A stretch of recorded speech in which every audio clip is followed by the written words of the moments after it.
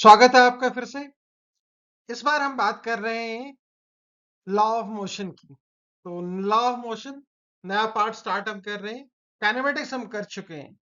तो बेसिकली हम काइनेमेटिक्स से डायनामिक्स की तरफ स्विचिंग करने वाले हैं। और इसको स्विचिंग करते हैं, दो टर्म इंपॉर्टेंट आती है, एक होता है फोर्स और दूसरा होता है मोमेंटम। मोमेंटम आप लोगों को थोड़ा कम पता होता है, फोर्स के बारे में सबको पता होता है। तो इन्हीं दो को बहुत सिंपल इंट्रोडक्शन है, बहुत छोटी वीडियो है, बट मेरी कोशिश ये पूरी है कि आपको एक कॉम्प्रहेंसिव वे में फोर्स और मोमेंटम को डिस्क्राइब करवा दिया जाए, समझा दिया जाए आफ्टर डिस्क्रिप्शन। तो चलते हैं, अगर आप इस डिस्क्रिप्शन को ठीक से समझना चाह रहे हैं तो समझते हैं। तो पहले मैं स्टार्ट जो कर रहा हूं वो काइनेमेटिक्स से डायनामिक्स की ट्रांजिशन से ही करता हूं। Kinematics to dynamics. अब आपको पता है कि जो काइनेमेटिक्स, जब हम डिस्क्राइब करते हैं मोशन को, उसमें जो पैरामीटर आते हैं जैसे कि एक्सेलरेशन, वेलोसिटी, ये सब हम कर चुके हैं।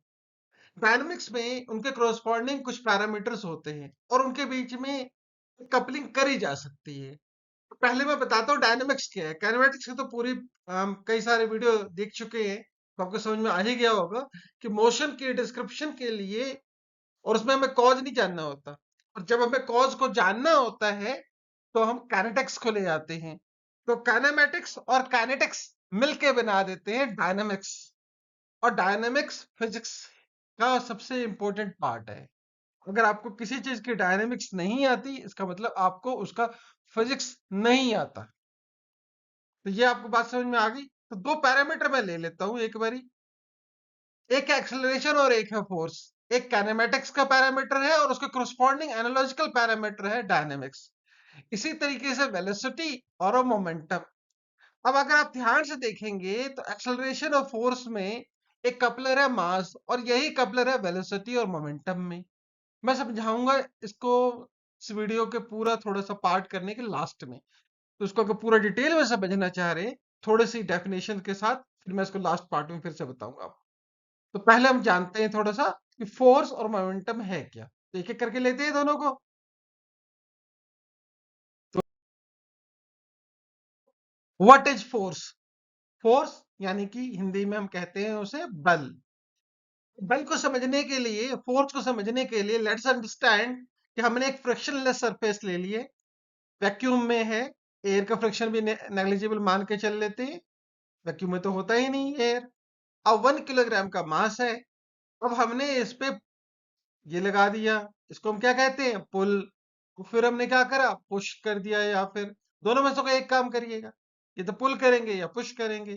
तो होगा क्या, बॉडी जो है अंडर एक्सेलरेशन आ जाएगी, और ये एक्सेलरेशन है 1 मीटर पर सेकंड स्क्वायर का। तो हम कहते हैं हमने 1 न्यूटन फोर्स लगाया होगा, अगर इस तरह का एक्सेलरेशन हमने यहाँ प्रोड्यूस करा 1 किलोग्राम मास में।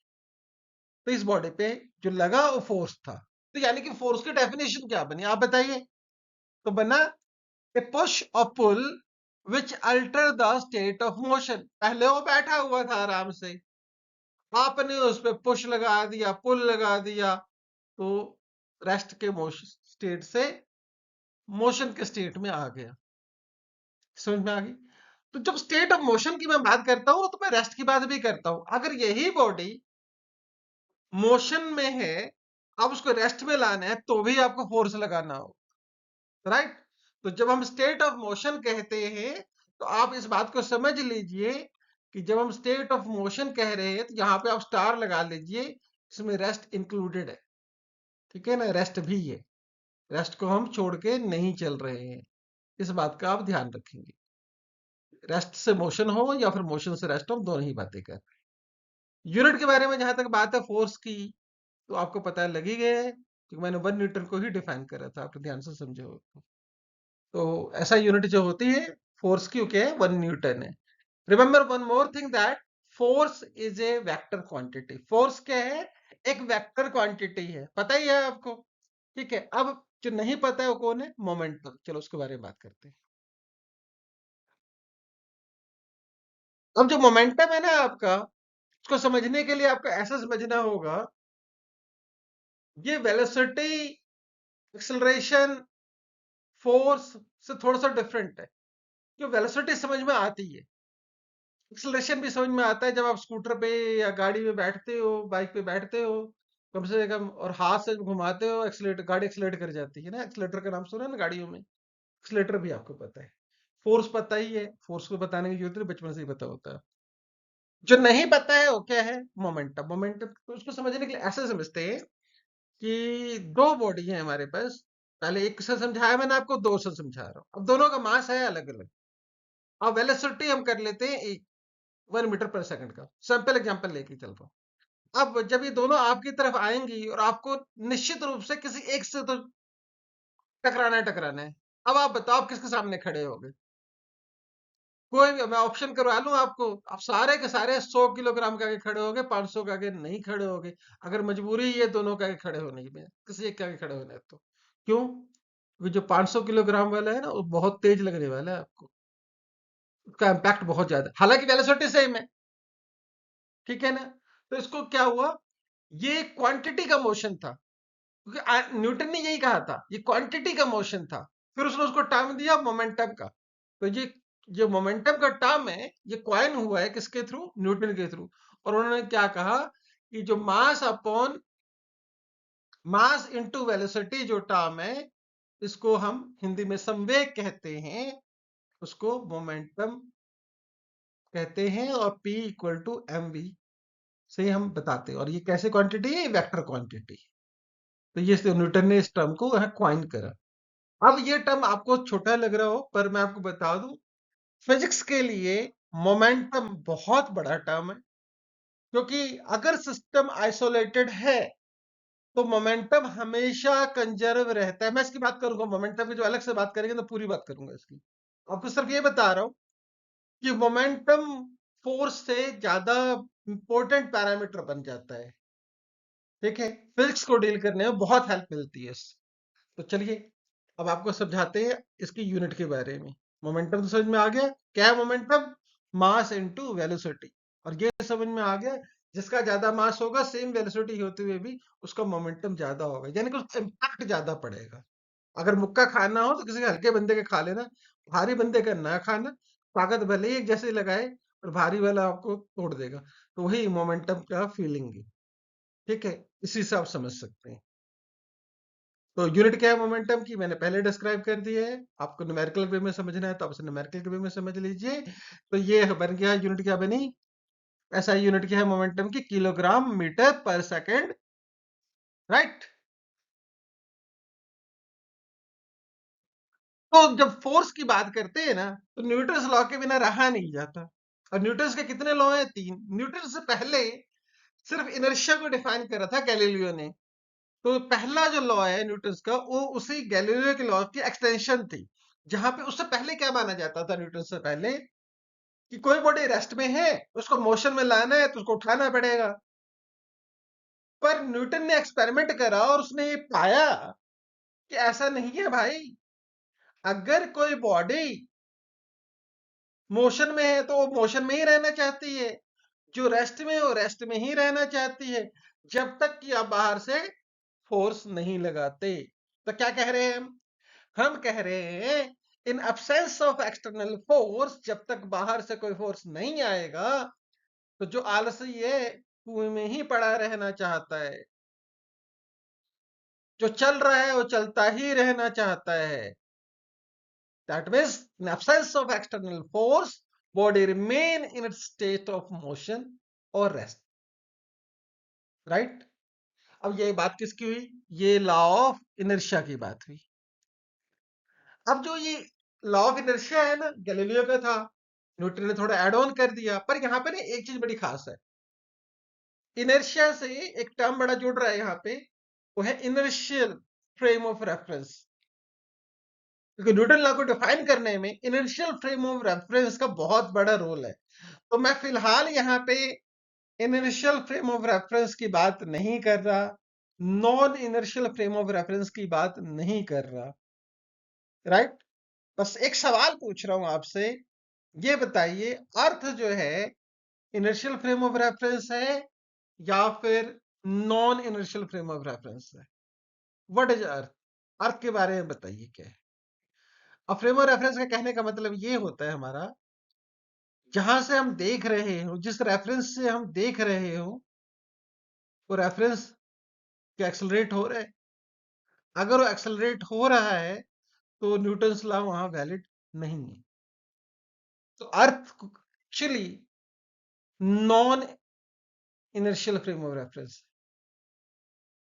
चलिए डिबेट में आप पे छोड़ता हूँ, इसका जवाब मैं फिर कभी दूंगा आपके लिए। ठीक है, थोड़ा ध्यान रखने का कि अर्थ सर्कुलर मोशन में ही मूव करता है, तो एक एक्सेलरेशन वर्क होता है, ऑल्सो रोटेशन का भी एक एक्सेलरेशन होता है। उसकी वैल्यू कितनी होती है आप समझने की कोशिश करिएगा, फिर आपसे बात करेंगे कि अर्थ क्या है। इसके लिए थोड़ा अलग से सोचेंगे, इनर्शियल है कि नॉन इनर्शियल है। ठीक है, अल्दो जो है टी टर्म्स को जस्ट उसके उल्टा करते हैं। ठीक है, तो ये आपके लिए हिंट दे दिया मैंने। तो फिलहाल चलते हैं। कहने का पर्पस ये था कि दो बातें इनर्शिया के वर्ड से आ गई। एक inertial frame of reference, non inertial frame of reference Newton's law के लिए बहुत इंपॉर्टेंट टर्म है, राइट। हम नहीं चाहते कि कोई एक्सेलरेटेड फ्रेम ऑफ रेफरेंस हो, क्योंकि वहां पे जाके न्यूटन्स लॉ फेल हो जाता है। ठीक है, ये ध्यान रखेंगे। क्या कह रहा हूं मैं, कि कोई अगर एक्सेलरेटेड फ्रेम ऑफ रेफरेंस होगा तो वहां से अगर आप न्यूटन लॉ को डिस्क्राइब करेंगे तो होगा नहीं। दूसरी बड़ी बात, हम मास को भी इनर्शिया से ही डिफाइन करते हैं। मास बॉडी की इनहेरेंट प्रॉपर्टी है, जो उसको इनर्शिया की वजह से मिलती है, या यूं कह लें मास उसकी इनहेरेंट प्रॉपर्टी है जिसकी वजह से इनर्शिया उसमें आता है। ठीक है, तो मास को आप डिफाइन कर सकते हैं, और डिफाइन करने के लिए सेकंड लॉ काम आएगा। कैसे आएगा देखते हैं, पर मैं इसको डिफाइन सेकंड लॉ के उस फॉर्म में नहीं करूंगा जिस फॉर्म में मास की जरूरत होती है। पहले इसको मैथमेटिकली सोच लेते हैं क्या होता है second law of motion Newton का। न्यूटन का सेकंड लॉ ऑफ मोशन कहता है, बहुत सिंपल सी कहानी, क्या कहता है, force is rate of change of momentum with time, यानी कि F equal to dp by dt। ये याद रखना। और अब जो बताने जा रहा हूं, ये आसान केस है कि अगर वेलोसिटी आपकी वेलोसिटी ऑफ लाइट से छोटी होगी, एसटीआर की वीडियो है, वहां पे आपको inertial non inertial frame of reference में समझ में आ जाएगा, और ये मैं क्या कहने जा रहा हूँ ये भी समझ में आ जाएगा। आप एसटीआर की वीडियो देख लेना एक तो वेलोसिटी लाइट के क्लोज होती है तो मास वेरी करता है। तो जिस भी कंडीशन में मास वेरी ना करे, अर्थ में भी आप ऐसा सिनेरियो जनरेट कर सकते हो जिसमें जैसे रॉकेट भी ऊपर की तरफ उड़ता है तो क्योंकि फ्यूल बाहर आ रहा होता है तो मास गिरता है, उसका मास कम होता है, तो वहां पे मास वेरिंग कंसेप्ट है। ऐसा नहीं है कि वेलोसिटी ऑफ लाइट से ट्रैवल करोगे तो ही मास वेरी करेगा। तो जिस भी सिस्टम में मास वेरी ना करे, ठीक है, तो उस केस में क्या होगा, फोर्स जो है वो एक्सेलरेशन के प्रोपोर्शनल हो जाएगा। और इसको क्वालिटी ये बदलता है मास, तो यहां से वो बन जाती है मास की डेफिनेशन। तो इनर्शिया जो है बॉडी का, वो मास को डिफाइन करता है। So F equal to M A, आप इसी को यूज करते हो सबसे ज्यादा, यही आपके हिसाब से सेकंड लॉ है। पर मैं आपको ये मानने को क्यों नहीं कह रहा, कि जब आप ये याद कर लेते हो ना F equal to M A, तो जब अगर आप फिजिक्स की तरह सोचो, एक फिजिस्ट की तरह सोचोगे, और किसी ऐसे सिचुएशन में पड़ जाओगे जहाँ पे मास वेरी कर रहा होगा, तो आप F equal to M A लगा दोगे, गलती खा जाओगे। आपको सोचना हर समय किस टर्म में, as a rate of change of momentum के टर्म में सोचना है। ऑल्दो अगर कंडीशन सेटिस्फाई करवाएंगे तो F equal to M A answer है।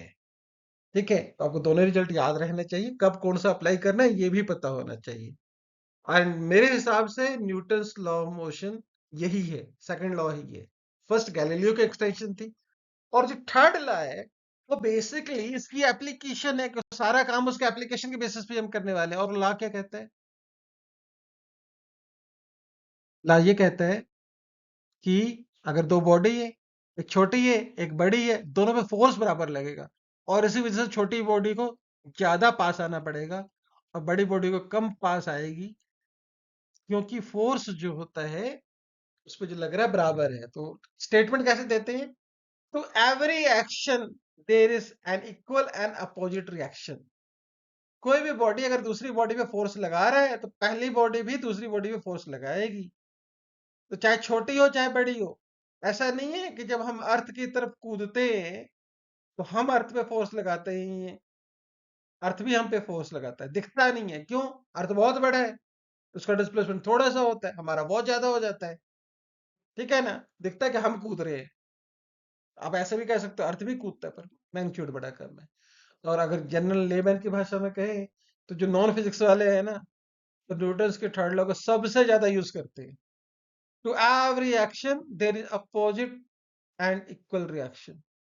To every action there is an equal and opposite reaction. हमेशा कहते हैं गुस्सा मत करो, मेरे को भी आ जाएगा। सुना है, समझ में आया नहीं बात? तो आप इसी से रिकॉल कर लीजिए। So to every action there is equal and opposite reaction. और ये थर्ड लॉ इतना इंपॉर्टेंट है कि बहुत सारे डायनेमिक्स, बहुत सारे जो हैपनिंग, फिजिकल हैपनिंग होती है हमारे सराउंडिंग में, उन सबको डिस्क्राइब करने में बहुत काम आता है। आपने देखा होगा टायर होता है, रोड पे चलता रहता है आराम से, आपको कोई दिक्कत नहीं होती। बेसिकली वो भी न्यूटन का थर्ड लॉ है। आपको पता कब लगता है कि गड़बड़ हो रही है? मान लो कीचड़ आ जाए, अब क्या होगा? कीचड़ आने पे क्या है, वो जो रिवर्स फोर्स आना था ना आपके पास, रिएक्शन आना था अर्थ का, वो आया नहीं, तो कीचड़ है वहां पे, डिस्ट्रीब्यूट हो गया। प्रॉपर एक तरफ आ जाता तो पहिया सीधा चलता रहता, वो फैल गया। अब आपको जितना फोर्स मिलना चाहिए था मिला नहीं, और आपका टायर अब नीचे जाता जा रहा है, क्योंकि आपका टायर का फोर्स आपकी गाड़ी की वेट की वजह से वो धंसता जा रहा है, धंसता जा रहा है, क्योंकि नीचे से रिएक्शन नहीं मिल रहा है। वहीं अगर अर्थ का रिएक्शन मिल जाता तो आपकी गाड़ी स्मूथ ऊपर आ जाती। तो जब प्रॉब्लम आती तब पता लगता है, ओहो थर्ड लॉ तो बहुत इंपॉर्टेंट था, राइट? तो ये थर्ड लॉ है। तो मैंने कोशिश करी है आपको कि फोर्स को थोड़ा सा इंट्रोडक्शन वे में कंप्लीट समझा दूं। अब इनको समझने के बाद जो मैं स्टार्टिंग में बात कर रहा था उसको समझना आसान हो जाएगा। तो मैंने लास्ट पार्ट जो बताया आपको थर्ड लॉ में क्या है, एफ चाहे बॉडी फोर्स वन बॉडी का टू पे और टू बॉडी का वन पे बराबर होगा, और साइन माइनस का होगा, राइट? तो याद रहेंगे, वेक्टर है इसलिए माइनस का साइन है। तो ये थर्ड लॉ हो गया। चलते हैं जिस पार्ट की हम बात कर रहे थे। याद हो ही गया ये सारा, आपको पता ही है, मैंने एक्सेलरेशन और यहां तक तो आपको बता ही दिया था। अब देखिए कपल कैसे हैं ये सारे। एक्सेलरेशन, मास और फोर्स, एक्सेलरेशन और फोर्स मास के थ्रू कपल हो गया, F equal to M A. अब मोमेंटम को देखिए कैसे कपल्ड है, वेलोसिटी से कपल्ड है कि नहीं है? देखिए momentum equal to velocity into mass, तो यानी कपलिंग है, राइट? अब इसको एक और वे में कपल कर सकते हैं, वेलोसिटी को एक्सेलरेशन से करके देखते हैं जरा। डेरिवेटिव है, टाइम डेरिवेटिव है, फोर्स भी तो यही है मोमेंटम के साथ। समझ में आई बात? एनालॉजिकल वे में चल रहा है ना, काइनेमेटिक्स अगर आपने समझ ली तो वेलोसिटी और एक्सेलरेशन है, बस एम इधर डाल दो और एम उधर डाल दो, तो जो आपने एक्सेलरेशन में समझा है वही तो आपका फोर्स और मोमेंटम में चल रहा है। तो मैथमेटिक्स तो बहुत आसान हो गई ना, फिजिक्स अलग अलग हो गई, समझने का नजरिया बदल गया। पर मैथ ऑलमोस्ट वही है, सिर्फ एक कांस्टेंट है, मास को मल्टीप्लाई करना है, राइट? तो अब आसान वे में जो एक जंक्शन वे आता है, F equal to M A, पता ही है आपको। ऐसे ही इधर नीचे भी आता है, P equal to M V. तो ये हमारा एक कपलिंग का रिलेशन है कि मास कैसे कपल करता है सब, ठीक है? ये बात आपको समझ में आ गई कि नहीं है समझ में आई? तो अगर आपको एक्सेलरेशन पता है तो आप फोर्स निकाल सकते हो, वेलोसिटी पता है तो एक्सेलरेशन निकाल सकते हो, ठीक है? तो मास पता है तो चारों चीजें आ जाएंगी उसके बाद। एक भी चीज पता हो तो आप दूसरी चीजें कर सकते हो। ये बहुत बड़ा टूल है। आपको भले ही पिक्चर छोटी सी नजर आ रही हो, पर अगर आपको ये चारों टर्म क्लैरिफाइड है तो आप कैरेमेटिक्स को डायनेमिक्स से आसानी से कपल कर सकते हो, उसको समझ सकते हो अगर मास का आइडिया है। तो यही मेरा अभी इंट्रोडक्शन का पार्ट था, जहां मैंने समझाने की कोशिश करी थी लॉ ऑफ मोशन को शुरू करने के लिए आपको फोर्स और मोमेंटम की बेसिक डेफिनेशन आनी चाहिए।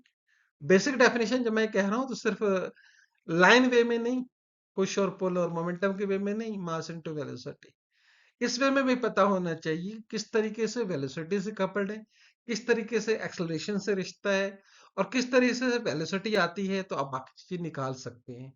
ये इंपॉर्टेंट पार्ट था इसका। तो आई होप आपको ये समझ में आ गया होगा, और ये जुगलबंदी इनकी जो है काइनेमेटिक और डायनेमिक पैरामीटर की समझ में आ गई होगी, आपको ये हेल्प भी करेगी। तो इसी के साथ मैं विदा लेना चाहूंगा। थैंक्स फॉर लर्निंग विथ वाइजस। मिलते हैं, लॉ ऑफ मोशन को ठीक से समझेंगे क्योंकि फिजिक्स का बहुत इंपॉर्टेंट पैरामीटर है ये। तो इसमें जो हम समझेंगे तो आपके बहुत सारे प्रॉब्लम इसी के बेस पे आएंगी, ठीक है? तो उसको करते हैं, तब तक के लिए इजाजत दीजिए। Thank you.